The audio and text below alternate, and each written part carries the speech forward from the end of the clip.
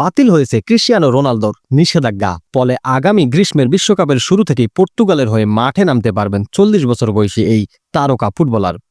আয়ারল্যান্ডের বিপক্ষে চলতি মাসের শুরুর দিকে হওয়া বাছাই পর্বে 2 গোলে হারের ম্যাচে দারাওসের পিঠে কনুই মেরে সরাসরি লাল কার্ড দেখেছিলেন রোনালদো। শুরুতে সহিংস আচরণের জন্য 3 ম্যাচ নিষেধাজ্ঞার মুখে পড়তে হয়েছিল রোনালদোকে। তবে ফিফার শাস্তি পর্যালোচনা করে তার দ্বিতীয় এবং তৃতীয় ম্যাচের নিষেধাজ্ঞা স্থগিত করেছে 1 বছরের জন্য। ফলে 3 ম্যাচের বদলে কেবল একটি ম্যাচ 16 নভেম্বর আর্মেনিয়ার বিপক্ষে বাছাই ম্যাচ মিস করবেন রোনালদো।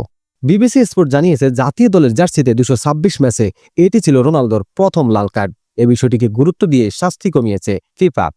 ফিফার বিবৃতিতে বলা হয়েছে, পরীক্ষাকালীন সময়ে যদি ক্রিস্টিয়ানো রোনালদো একই ধরনের বা একই মাত্রার আরেকটি অপরাধে জড়ায় তাহলে শাস্তি স্থগিতের সঙ্গে সঙ্গে কার্যকর হবে এবং বাকি 2 ম্যাচের নিষেধাজ্ঞা তাকে ভোগ করতে হবে।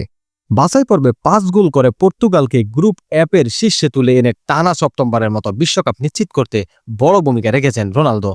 আগামী 5 ডিসেম্বর শুক্রবার অনুষ্ঠিত হবে বিশ্বকাপের গ্রুপ ড, যেখানে 48 দল জানতে পারবে কে কোন গ্রুপে পড়েছে।